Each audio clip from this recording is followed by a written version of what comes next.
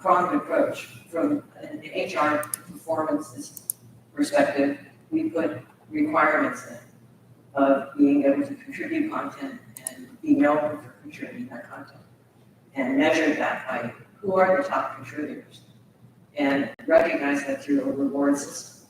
But we also instituted a utilization code for practitioners who were between engagements and sitting on a bench, to give them an opportunity to write white papers, collaborate with others, and be known and recognized for that. And utilization means what your bonus is at the end of the year. So that was a really big incentive for practitioners to lean in and support the knowledge initiative.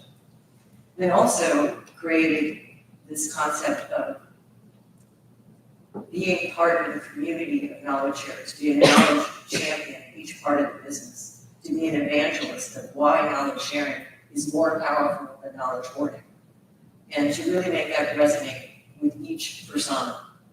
The other thing we did was we met with them persona by persona and said, answer the question, what's in it for me if I change my behavior? Because if you push something out at a very high level globally, and it came from me as the CKO, delete. But if it comes to you as this really matters to me because this is going to make me more efficient in building a proposal, or I'm going to ramp up a week more quickly in delivery because I have standardized methods, frameworks, models, and I don't have to repeat that or recreate that. That is compelling. But I didn't focus on technology because technology is just the enabler that sits underneath it. Once you get everything else in your mind defined and you have those requirements, then you go shopping for the technology to enhance the processes that you want to put in place. So that's why we always need technology last, the people, process, content, culture, And technology piece. I want to pull on a string with you for a second, Lori, because this actually answers another question that came up. You mentioned measures and rewards, and a lot of folks that I've heard from are saying, well, how do you measure the success of CAM? So can you say a little bit more about what specifically you were measuring? What made a good KM measure? I measure everything. I want to know how much content we have, what's the age of the content, where is the content coming from, what part of the business, what part of the industry, what part of the globe. I want to be able to give a report to a portfolio leader, a solution leader, saying, here's the slice, the picture of your content, and here are your gaps. And that's really important. It's not, you may collect a lot of things, but if you don't have the best content in a certain area, then you have gaps. So metrics, really looking at the content, the age of the content, the validity of the content, and really have the leaders for each area take a look at all their proposals, all their frameworks, and badge them best in class. You don't want to boil the ocean. You want to give your people your best work. So we always measure what we have in each category of content, what type of proposals, what type of frameworks, and put it in front of Cs and leaders to really put the stamp on that. And we also wanted to know who, as I mentioned before, who are the top contributors, because then we could showcase them as sharing in a way that matters most to the company and recognizing and rewarding them. So measure things across the board. That's perfect. Jean-Claude, how about your story about removing those knowledge blocks? I think the most fascinating story for me was when I was at Microsoft and the leadership embedded, knowledge in the performance management system. It's very public, so I can say it, is that, of course, you pay for achieving your goal, but you also get rewarded for sharing and reusing knowledge. So how do we do that? Well, they have a system of basically a quarterly review with a manager, and you basically have to show that you have intentionally shared your knowledge with the intent of being reused, not just put something on the intranet that nobody knows that is there, but who do you know that could benefit of what you've learned during the project, etc. So I think that was very fascinating to see that. But having the management put this into a compensation process is one thing. Is how do you experience the culture of the company? Well, my simple view of that over the years is you experience the culture of the company through your direct management. your first level manager. You know, when the company says they are inclusive and this is your manager is inclusive in the meeting, etc., etc. So what happened, what we tried to do, and my team, is to provide this line to the manager. If somebody comes and basically says, we got this project at Bank of America, and we got this $25 million deal, etc., etc. And the question should be, yeah, great. What did you learn and who did you share it to? Okay? So immediately we emphasize the value that the company wanted to bring there. So that's one aspect of it. The other aspect, which I think, unfortunately, I see some companies dropping, and I think they should not drop, is community of practice. So I think there is a tremendous value in community of practice. So again, to give you some numbers and a practical example, there were 100 communities of practice at Microsoft at the time I was there until I left in 2017. And every month, the community facilitator would organize a 1-hour meeting where there would be 3 projects that would be presented by the project team.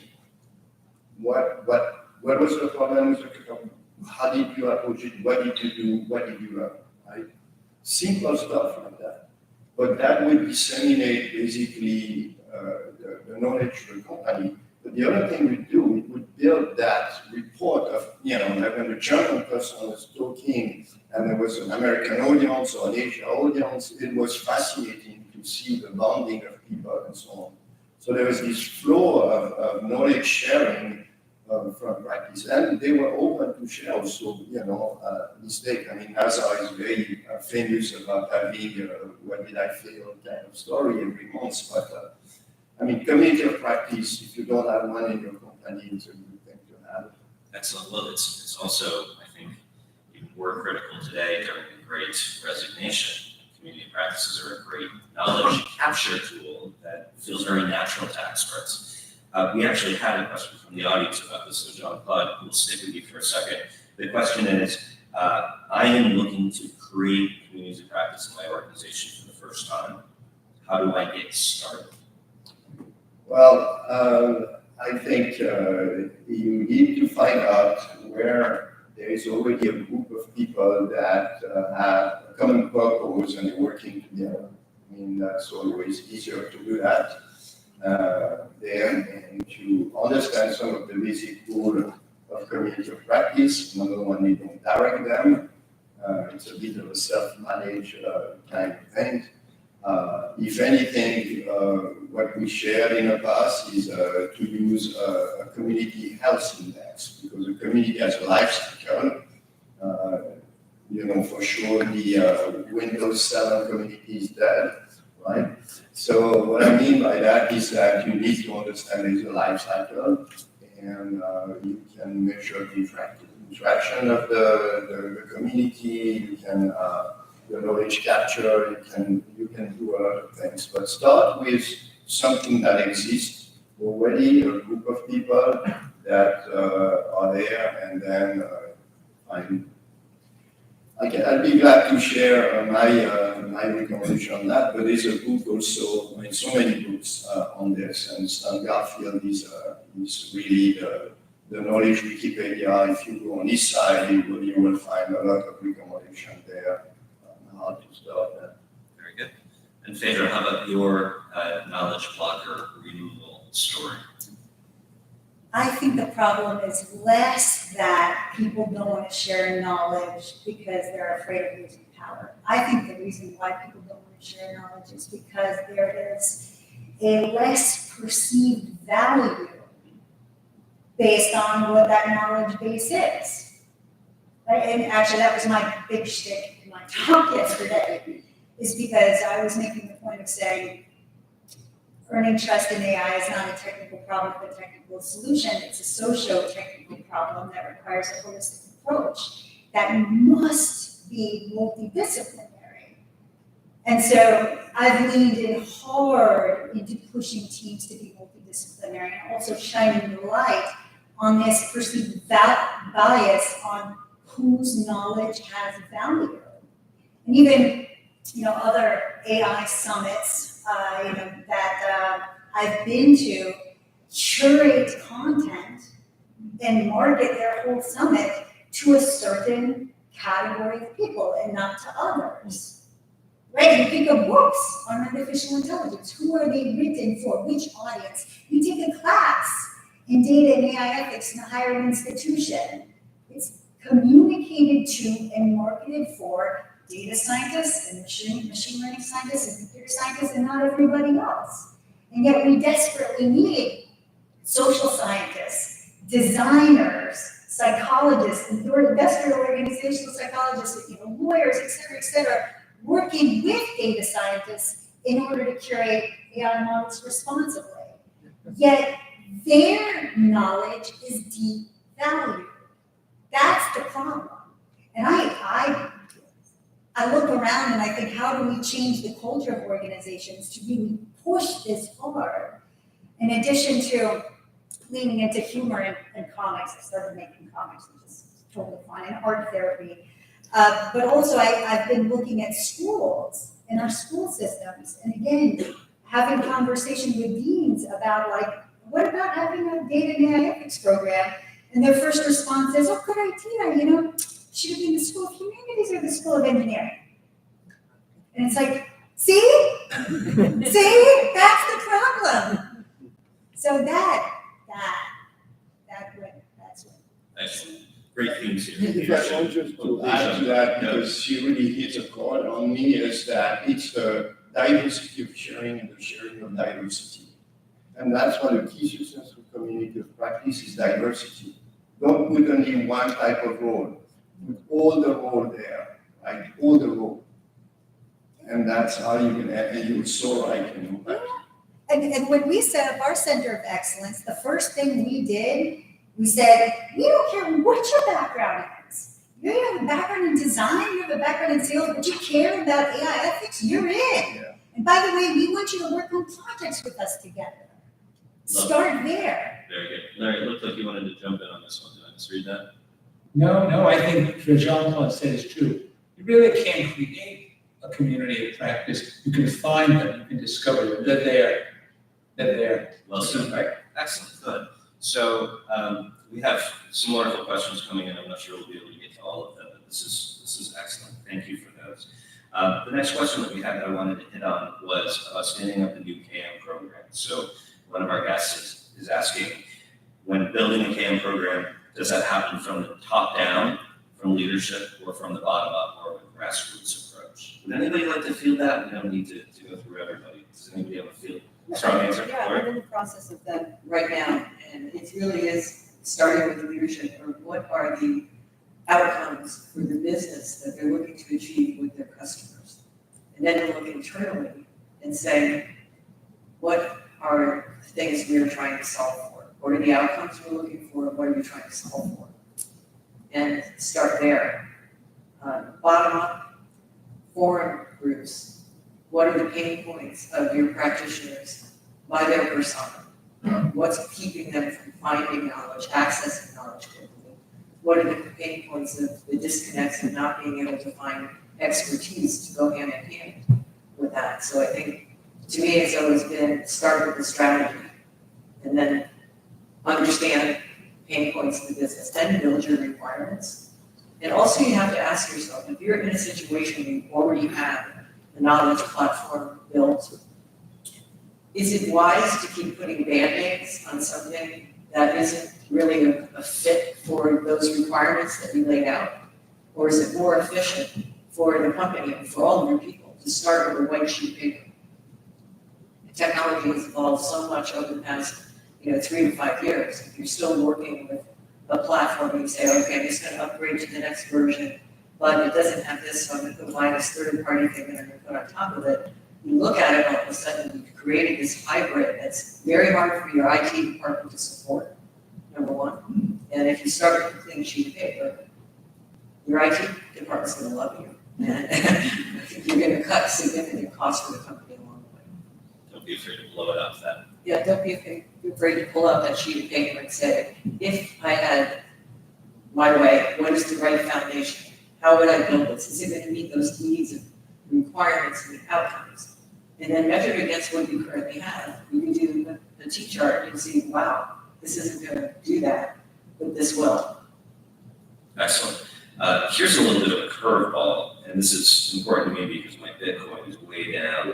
How do you see blockchain tech being used in KM in the years to come? Does anybody have a sense of that, Jean-Claude? Sure, why not? I don't play baseball, but there is a fundamental thing that is interesting in blockchain is trust. And one of the key elements of knowledge sharing and reuse is trust. So I talk about the pedigree of knowledge, right? So when you need knowledge and you access knowledge, whether it is tacit knowledge or explicit knowledge, right? You have to look at the pedigree of knowledge. What element do you have in your possession to make the decision that you are going to use that knowledge, assuming what you get is relevant, which is the other part of the knowledge, right? So when you get an article or something, you look at who's the author and these kind of things, right? So I think there is a way to to provide a higher degree of trust by using a system that is by definition pretty trustable, ledger like that. I think it could be something to look into. Very good. Next question. Tim asks, can we hold KMWorld in Europe sometime? Sure, I'm going to go with yes. Stay tuned for KMWorld 2023. So next up, vendors this year are mostly focused on search, which is interesting. I noticed that too, a lot of new ones popping up. What do you all think will be the future focus of KMWorld in 5 to 10 years? Any best guesses out there? Larry, you want to start us off? I was going to say something different. I think the focus will be on wisdom. I think, the world is awash with knowledge. I don't want to quote all the statistics I could, but there's an enormous amount of knowledge being produced in the world, real knowledge. With China's entry into the global markets and its growth of universities, India too, the Middle East, there's a spectacular amount of knowledge being produced. Is the world any better for this? Where is that knowledge going? How is it being used? And I think the lack of wisdom is a bigger problem than the lack of knowledge. And I think maybe we can call it KMWorld, that's fine. But I think we should sort of begin to focus on knowledge about how to live, knowledge about how to build societies, knowledge about how to treat each other better in this world. Excellent. Wisdom world. Wisdom world. And copyright. Well done, Larry. Laura? Yeah, I'd like to see the program come back to introduce some strategy about building a knowledge center of excellence or a knowledge program. Because I think we've got so focused on the technology piece of it, when what really, in my mind, made all my projects successful was having a really well laid out strategy and a very strong culture change program that was underneath it. And we don't seem to have a balance of that in the program. And I'd like to see it go back to technology as an enabler, but all of these other things that you plan for are truly what's going to make it successful. Because one thing I always think of in my mind is you've got to bring the people in and get them involved in building. People support what they hope to build, and then they have an ongoing stake in its success. You've got to get that piece right. Excellent. Jean-Claude, future KM/wisdom world. What's it going to look like? Well, after what Larry said, what is he to say? I mean, he's right. I mean,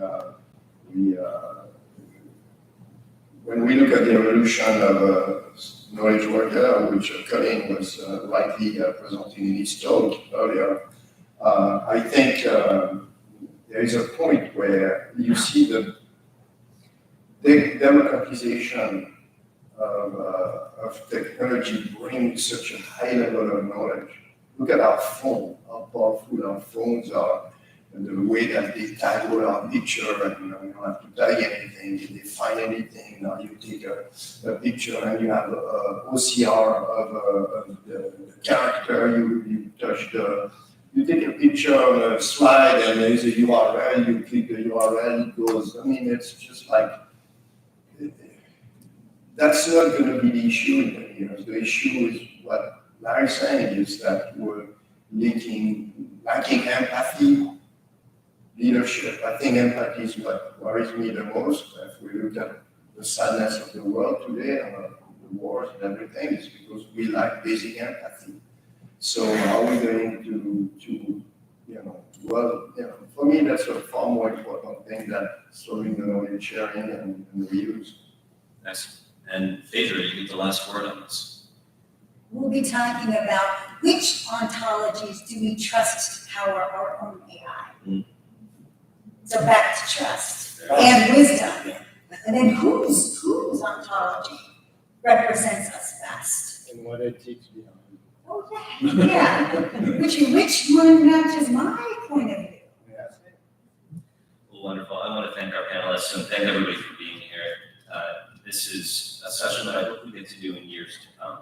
To me, as I said, one of the greatest things about this is that it gives us a little bit of a do-over at the end of the conference to make sure that we got those last questions answered. So thank you to our panelists. Thank you all for being here. And I wish you very happy KM transformations and very wise collections of knowledge. Thanks, everybody.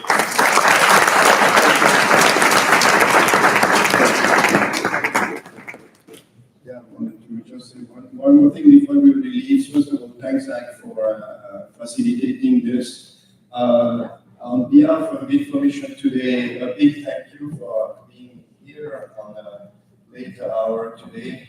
And we want to wish you really a safe travel. See you, hopefully, some of you in November.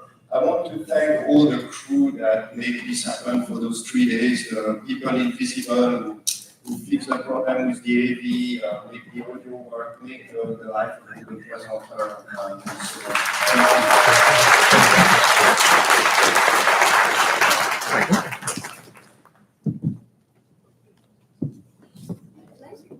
Thank you.